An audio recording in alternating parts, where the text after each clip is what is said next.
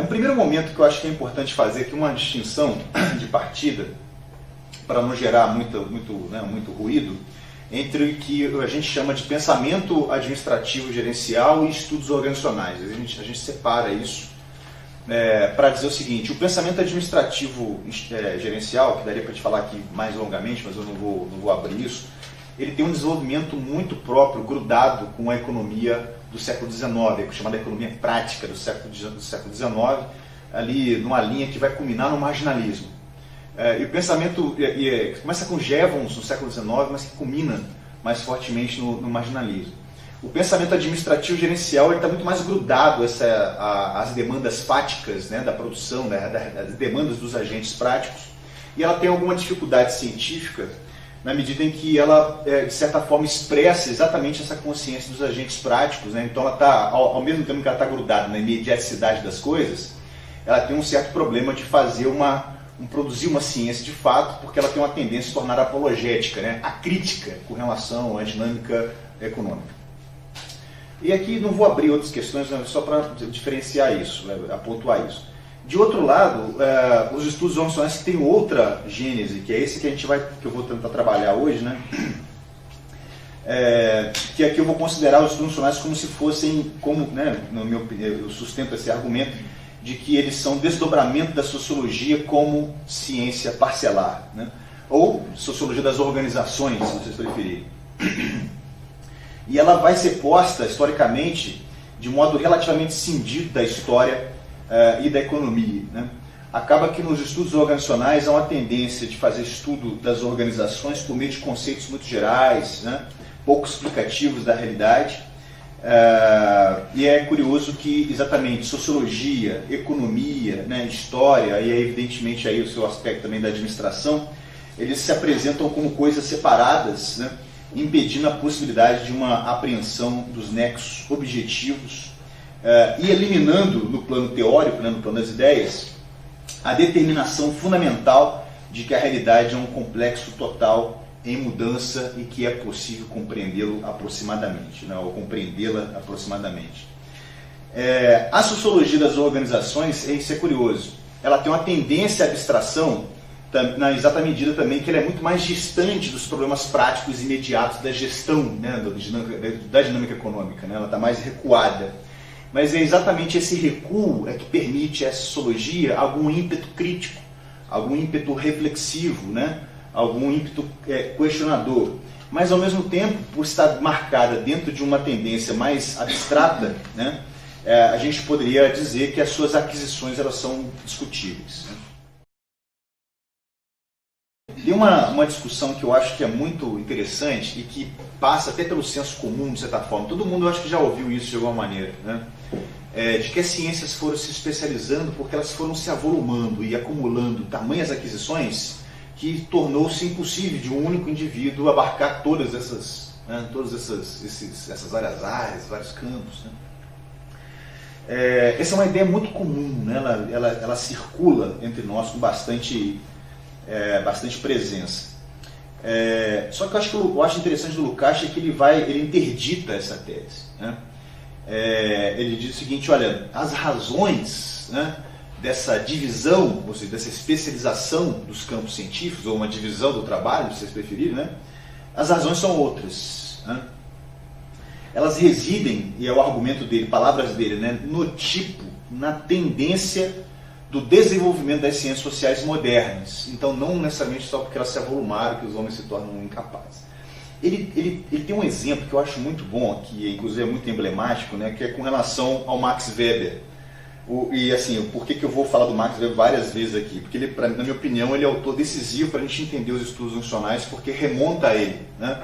A sociologia das organizações remonta a Weber e esse amplo campo dos estudos funcionais, na minha opinião, também remonta ao próprio Weber, né? O Lukács considera esse sociólogo alemão, né, muito emblemático esse tipo de desenvolvimento, né, que eu estava chamando a atenção, né, do tipo de desenvolvimento social da divisão entre os campos científicos. Por estabelecer, o próprio Weber, né, por ele estabelecer uma sociologia como uma ciência parcelar. E tem lugar especial para a nossa discussão aqui, na medida em que, como eu já chamei a atenção, né, a sociologia das organizações tem berço nessa tradição weberiana. O que o Lukács está chamando a atenção? Havia, de fato, uma ambição desses homens de construir a sociologia como um campo autônomo, né, um campo científico próprio, né, autônomo. E a gente aprende, inclusive, e aliás, vem isso como virtude, né, a fundação de um campo científico autônomo como uma virtude, né? Mas o que é exatamente interessante que o Lukács vai demonstrar como é que isso é um vício, na verdade. Né? Então, se apresenta o vício como virtude, né? A gente aprende a interpretar o vício como virtude. Por que o exemplo é tão interessante do Weber? Porque o Weber ele era notoriamente uma enciclopédia ambulante. Né? Na época que ele estava vivo ainda, era esse o apelido dele. Né? Lá vai a enciclopédia ambulante. Né? Tamanho era o domínio que ele tinha das mais vastas áreas do conhecimento. Né?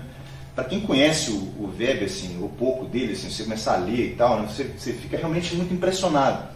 Porque assim, domina a música, domina a religião, né, domina a filosofia, domina aspectos da história, aspectos do direito, aspectos da religião, já falei, da própria economia, enfim.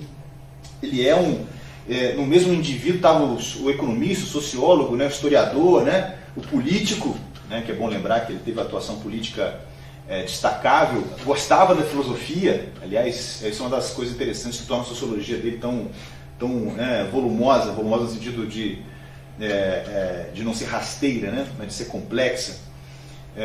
Tamanho também era a afinidade que esses alemães, né, assim como outros da mesma época, tinham com a filosofia.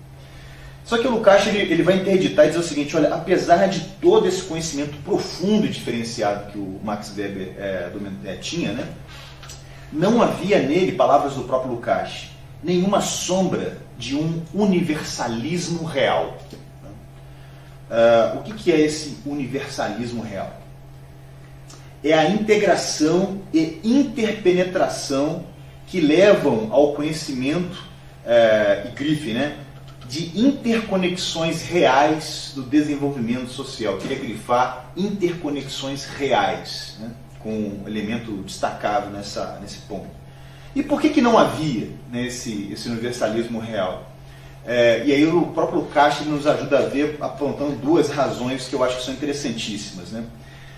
A primeira é que a sociologia, né, como ciência parcelar, portanto como campo autônomo, né, atendia de fato a uma expectativa da época histórica, né, de se conhecer a legalidade e a história do desenvolvimento social separadas da economia.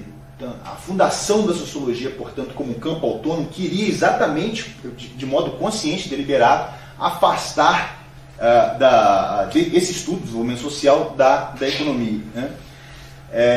Por quê? Porque estudar o desenvolvimento social e humano a partir da economia tornou-se, no final do século XIX para o início do século XX, extremamente perigoso. Né? Era uma coisa muito complicada e potencialmente comprometedora.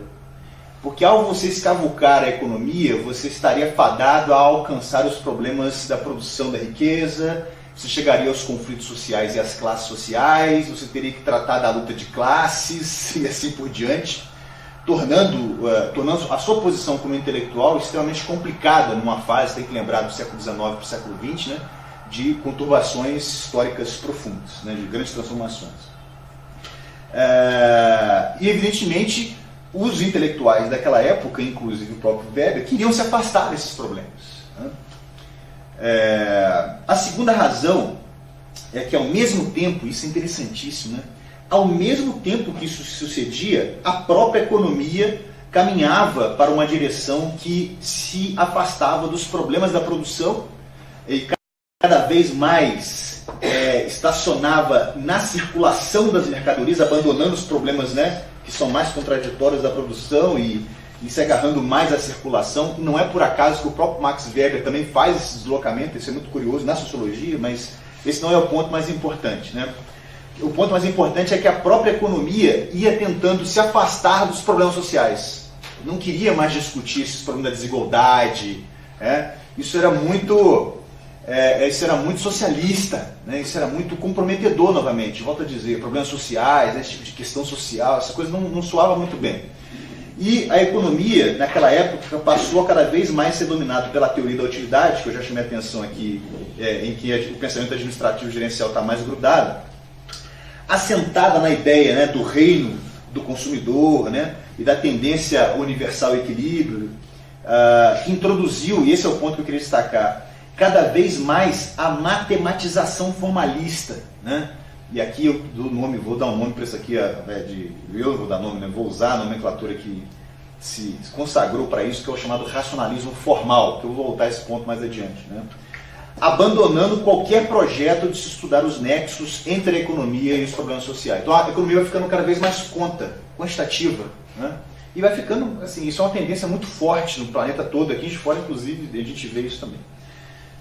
No departamento de economia próprio aqui, enfim, essa coisa que depois ganhou o nome da ortodoxia na economia, né, de ser apenas a matematização e tudo mais. Enfim, vocês vão entender, não estou fazendo crítica à matematização, já eu vou explicar. Então, assim, mediante essa especialização, né, da sociologia, frente à economia em particular, que estou destacando um pouco mais, o fato de Max Weber possuir um conhecimento, portanto, enciclopédico, né, não superava o obstáculo de se fazer com que houvesse aquela interpenetração das ciências como condição para o conhecimento das interconexões reais, né? E eu adiciono a essa conclusão a presença do chamado neocantismo na própria tradição weberiana, que garantia certo relativismo, né, com relação aos fatores que condicionam a realidade, né?